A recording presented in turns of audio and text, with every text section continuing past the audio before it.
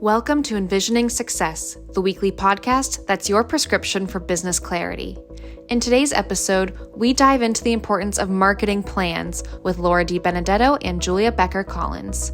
They discuss how marketing plans serve as blueprints for successful marketing, emphasizing the need to define goals, understand the target audience, and choose the right strategies. Stay tuned as they share insights on the significance of research and avoiding common mistakes in marketing planning.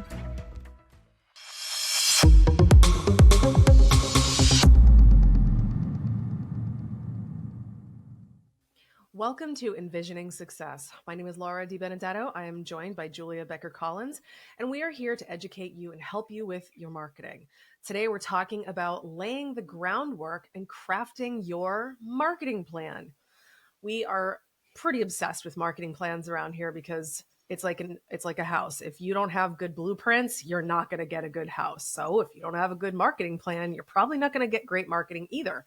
So we're super excited to dive into this. You will have to excuse me. I got the plague that everybody else has been dealing with. So a little nasally, sorry in advance, but I will definitely bring the enthusiasm.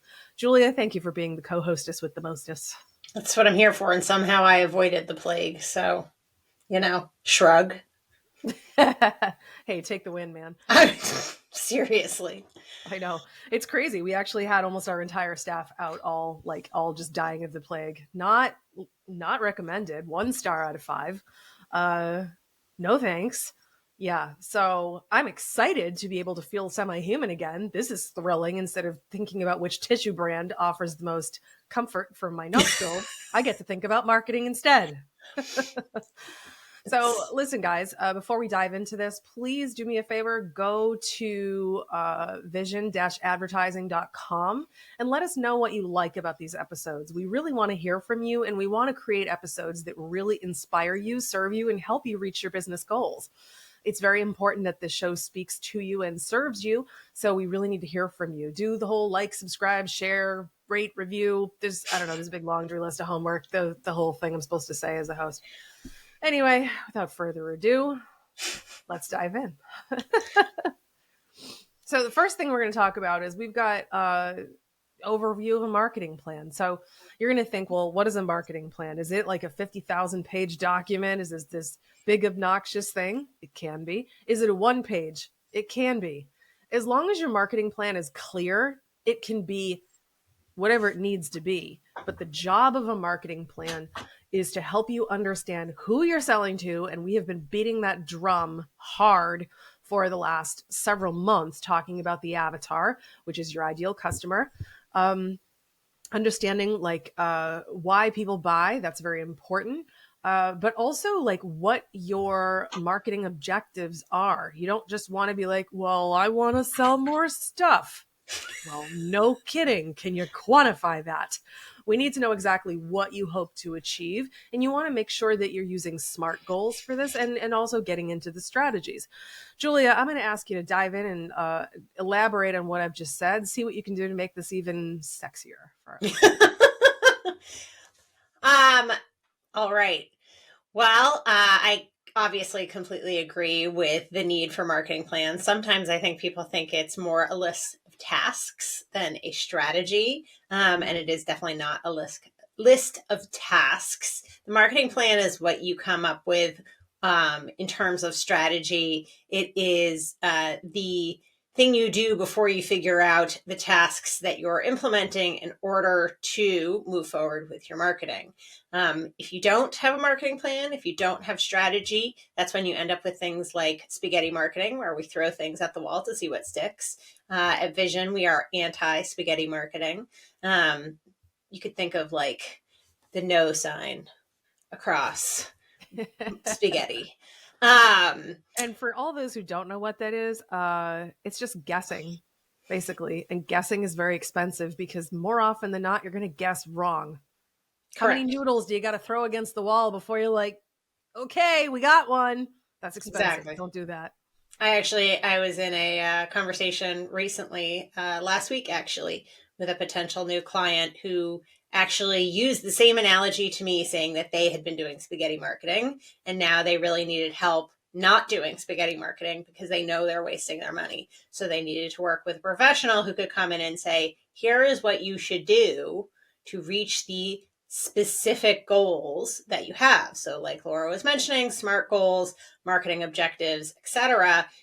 It's not, oh, I want to make more money. That's great. We all want to make more money. That's literally why we're here. That's what I'm doing right now. I'm trying to make more money. But you can't just say that and think that the magic will just happen because you put it out into the universe. We're not manifesting more money here. We're trying to put real pen to paper and put objective tactics in use. So are you trying to break into a new marketplace? Are you trying to break into a new geographic marketplace? Are you launching a new service? Are you trying to increase your current business by a specific percentage? And you know you could handle that percentage. That's always a question that we ask. If we brought in the increase in business that you're looking for, can you even handle that increase? We're trying to increase a specific side of the business. We're trying to gain more popularity because we had a crisis management issue previously. There's a lot of different reasons and a lot of different objectives that we could be trying to meet. But until we, as the marketing professionals, understand what you, as the person who needs marketing, really is trying to do, the objective that you're trying to reach, we can't craft that marketing plan. So we need to take that step back and say, hey, what goal are we trying to reach? What are we trying to do here? What are the strategies and tactics that help move that forward? And then we can move forward into the tasks. Yes, you should be on this platform. No, you shouldn't be on this other platform. And here's how we get you there. Yeah, that's really smart. There's a lot of reasons why someone would want to look at marketing. And usually it starts with, well, I want more of something or less of something else. And, getting really specific. I love, SMART goals, specific, measurable, achievable, relevant, and time bound. That's always very helpful. And it's really good to figure out all of the things that you just mentioned. And make sure that you don't bite off more than you can chew. Like, believe me, I'm excited to grow Vision. I mean, 25 years and I'm still excited to grow this company. Absolutely.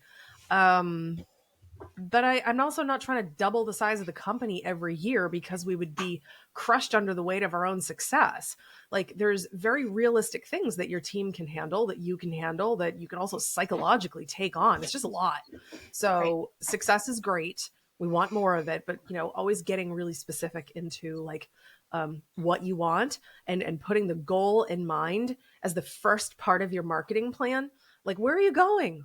Where are you going? And is it, practical? Is it a SMART goal? Start there, getting clear on the avatar, as we have obsessed about for the last several months.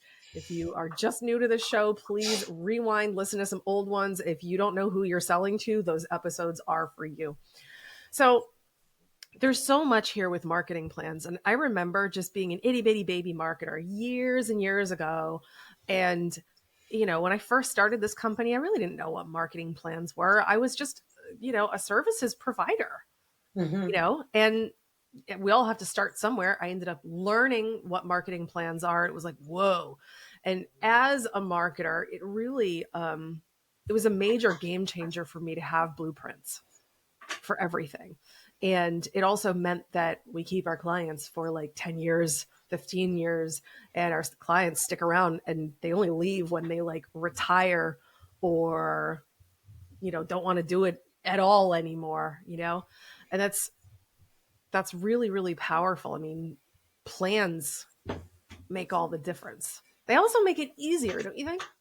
Yes, I would agree. I think it makes it easier at every step of the journey. So whether it's the person that's implementing the plan, the person that's overseeing the plan, the client that is interested to see how things are progressing, it gets everybody on the same page to understand what the, for lack of a better word, plan is and where we're trying to go. Because as I have always said, if you don't define success, then you don't know when you've reached it. That's true. It's a really good point. I think that really pertains to a lot of goals in life. Whether you're Yep. creating a piece of art, which, I am an artist in my free time, haha, as if I have a lot of that. Like, what free time? You have free time? I don't What have is free that? time. No. But you need to know when to stop. Like if you have a fitness goal, great. Do you just keep going and going and going till you look like the Incredible Hulk? What's your goal? What do you want to achieve? Like, how do you know you've Right. hit it? And then how do you know when you work on something else? So there's some really awesome stuff here. The setting the goals, very important. Understanding who your avatar is, and then the strategy itself. And the strategy itself, that's where research comes in. This is where spaghetti marketing dies a grisly death and should. Guessing sucks and it's expensive. So you're like probably thinking, well, if you're gonna create your marketing plan yourself, cool, God bless you. But where do you start? You have to figure out what is available to you. It's kind of like, you ever go to the Cheesecake Factory? Mm-hmm. Yeah, you're familiar with their novella of a menu, like, So many choices. oh my God, excuse me, I'm on page 136. Come back later. Like, there's a lot. But you need to familiarize yourself with what's actually available to you first. Then you need to determine, does it work for your avatar? Does it work for your industry? It may not. We've had so many conversations over the years where we've had clients and prospective clients who are not suited to a particular medium being like, hey, we want to do that because everybody else is doing it. Trust me, there's times to be popular in life. This isn't one of them. If it's not right for you, it doesn't stop not being right for you just because you want to do it. Yes, that's probably the most consistent conversation I have in the world, right? When I'm doing public speaking, or I'm doing webinars, or I'm networking, or I'm in sales meetings. It's, well, my brother, sister's cousin's daughter told me over the Thanksgiving table that I should be on TikTok. And the person owns like a commercial insurance business. So why would you be on TikTok? But it's more about, rather than your brother, sister's cousin's daughter telling you what platform to be on, you need to go back to, who are you trying to sell to, and what platforms are they on, and where do they make buying decisions? And that's what we look at when we create these marketing plans. We don't follow trends. We don't follow the shiny penny. We don't, have squirrel syndrome. Squirrel! But we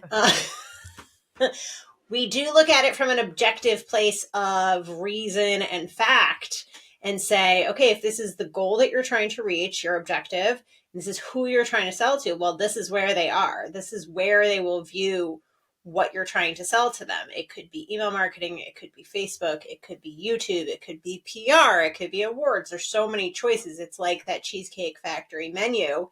You don't want to do everything because, like Laura said, it's expensive, right? Yeah. And so one of the ways you make money is by saving money and not spending a ton of money. And when we talk about spaghetti marketing being expensive, what we mean is you're doing lots of things that cost lots of money, whether it's in advertising dollars or you're paying somebody to do that work. Or time. Or you're losing time, correct? Time and that, because you don't have a plan and you don't have a strategy, then you are losing money by doing all of those things. So to take the time up front to craft the plan, it is a more efficient and effective method. Mm-hmm. I think probably the easiest way to describe the construction of the strategy portion of the marketing plan would be to think about the marketing plan in like 3 key parts. Mm-hmm. What is your goal for your business? Who is it that you are selling to? And then what is the bridge between the two? The strategy is the bridge, right? You need to figure out how to do this. And I'm thinking about this plan that I just built for one of our clients recently. And I mean, it was easy for me. But also, if you really think about this and take what I'm saying to heart, it would be easy for somebody else to be able to put this together as well, because we have such a clear picture of who the avatar is. Really, really, really clear. We knew exactly who this woman is that we're selling to intimately. We understand her demographics, where she lives, how old she is, but we understand her pain points as well. And those fall under the heading of psychographics. And we understand what her core motivation is, what scares her, what makes her happy, the reason she would purchase from our client. That's the most important thing. And it's like, so I take all of this information. It's like, great, I know who she is. I know how old she is. And I also know what triggers her to actually want to make this investment. So knowing that, it actually makes so much obvious sense to like, oh, okay, well, she's going to be on Facebook because of her age. She's too old for on Instagram, way too old for TikTok or whatever. She buys for happiness reasons. She buys because she wants to create legacy moments with her grandchildren. Great. So she's one of the few people in the world who's purchasing because she's chasing joy versus running from pain. That's the best customer in the world. Rare, but the best, right? So when you sell to this woman, what's the strategy? You make her happy. You think about how she buys. Well, she buys because she's excited and inspired. Great. So help her be excited and inspired. Right. It's so easy when you think about it this way. We humans, bless our sweet little dumb souls, we make things so hard and we don't need to. We just don't. Like, we overcomplicate the crap out of our marketing plans and we don't need to. Like I've been saying for years, like the best marketing plans can be the simplest and have the least stuff. If you're good at one thing, let's say you're a rock star with just Facebook and you suck at everything else, stop doing everything else and triple down on Facebook. Like, you also have to factor in what can you reasonably be good at, Mm-hmm. So strategy is going to be found in that beautiful in-between place of goal, meeting, avatar. Mm-hmm. Right? Mm-hmm. Yeah, absolutely. I agree. So, it's fun to build these things, at least for me, because, I am a nerd and I enjoy doing nerdy things. Nerdgasm. I know. So when you're thinking about the marketing plans that you've seen, Julia, what do you think are the biggest mistakes that people make that we can perhaps talk about so we can save people from making those mistakes? Oh, so many mistakes. I mean, you could start with that they're not defining what success is. They're not defining the objectives. They haven't defined who you're selling to. There's no timelines. You don't have an order of operations. I've seen that you have a great marketing plan, but there's no implementation plan. You haven't figured out if you have the staffing or the bandwidth to do any of the work. You're not correctly scoping the amount of time it takes to do any of those things. You're over-promising, under-delivering, which is a huge pet peeve of mine. People will... So you're saying there's a lot. There's a lot. It's intense. I have seen all kinds of crazy things. Well, how do you avoid making like an avalanche of mistakes? I mean, other than working with a marketing professional, I would say that you take the appropriate amount of time to actually build the plan and not rush it. Oftentimes people think, especially with things they don't really understand, they think it'll be really quick and easy and you only need a day. So then you have some low-level marketing associate who's never done research, has never built a marketing plan, spending 8 hours building it out, which is not enough time to do all this work. We haven't even gotten into doing competitive analysis or seeing what else is working in the marketplace, how somebody could learn from what their competitor is doing, what other opportunities exist, what are the changes that are coming down the pipeline in technology, what's going well with their current sales, what isn't going well with the company's current sales, because as we have talked about, marketing and sales hold hands. So maybe the marketing currently is working, but nobody realized that Joe in the sales department isn't following up on any of the sales leads. Yeah, you should probably know that before you throw a whole bunch of money at a problem. Or time. Right. So one of the conversations... people waste their resources. It sucks. One of the conversations I have, and I actually had today, was really good marketing takes time. It's not an overnight success. People think it is because, especially in this day and age of influencer marketing, you think it just happened overnight. But even those influencers had to take time to build that account, to build their reputation, to build the audience, to know what they're selling and who they're selling it to. You just happen to happen upon them.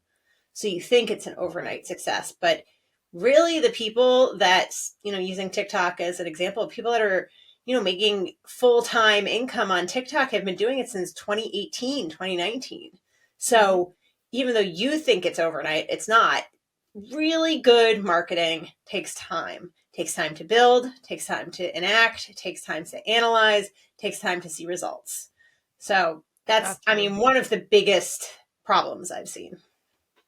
Okay, well, let's actually talk about that since you brought that up, and it's a really, really good thing to bring up. Everybody always wants to know when they talk to you, they talk to me, well, how long is it going to take, right? And my answer has always been, it's going to take what it takes. It will pay off. It's just a question of when. And it will pay off really well. Search engine optimization is an excellent example. To really, really optimize a website to receive lots of search traffic from Google depends on a lot of different factors, including like who else is out there, what the competitive landscape looks like, the political climate, what's happening in the news cycle, everything, the quality of your site, your hosting, but it just takes time. We have some unbelievable organic SEO success stories. Actually, I remember one of our clients, remember the CFD? Yep. Computational fluid dynamics, folks. Look that one up. That one's like, what? It's really smart guy stuff. I just feel like a rock star saying it because I'm like, yeah, I remember the words. But I remember like we were able to get really incredible results for him because he's a rarity in the world and there's not a lot of folks like him. So because his competitive landscape was really, really small, he did a very small amount of SEO. He got incredible results. He didn't need to keep doing it indefinitely. And it continues to pay off years later, even though he stopped doing it years ago. So when you have a market, a competitive landscape with like 4 people in it, which is really rare, that's achievable. But most people think that, I'm going to get results in like 3 months. You know, I mean, I was on Facebook earlier today and I saw this woman in this group complaining like, oh, I'm working with this SEO agency and it's been like 4 months and I spent like $80,000 and I haven't gotten any results. It's like, okay, well, first of all, good on you for investing a good amount of money into this. But like, it's like going to the gym every single day for 4 months and like quitting because you don't see any changes yet. Things just take time. They will pay off, especially when you're investing at that level. Like, I just wanted to scream from the rooftops, just hang on. Like, maybe get someone in there to assess that everything is being done correctly. But the thing you need is patience. Right. I'd also want to know what they're doing for $80,000 for just SEO. Well, listen, as you know, there's so much that goes into it. There's a lot of inbound things. There's probably like lots of backlinkings and probably article swapping and PR. I say that because we're in a sales process right now with somebody who got burned by a big national SEO company who they weren't doing anything for what they said they were doing. And that I've seen that time and time again. So making sure that you know what you're getting, what are you signing on for? What are they promising or not promising? You know, that's a great question to look into. And I think one of the most useful things that you can ever ask during the buying process, either with our company or some other company, teach me how to buy this. What are the things that I need to know? If you ask that, I think you're going to be in great shape. Is there anything else that you want to share about marketing planning before we say goodbye and see everybody next week? No, I feel like we did a really good job telling everybody what they need to do first. And then next week we will move on. Cool. So next week we're going to be talking about tactics for daily engagement. So step 1, create your plan. Figure out the 3 most important parts. If you get stuck on the strategy, there's lots of folks you can talk to, including us. We always like to answer people's questions for free. You can reach out to us anytime. We would love to help you, serve you, be successful. That's the purpose of this show. Of course, if you need somebody to do it for you, that would be a delight for everybody, especially you. I'm just saying. I had to say it. Anyway, this is enVisioning Success. I've got Julia with me. I'm Laura. Thank you so much for being here. And we will see you in the next episode.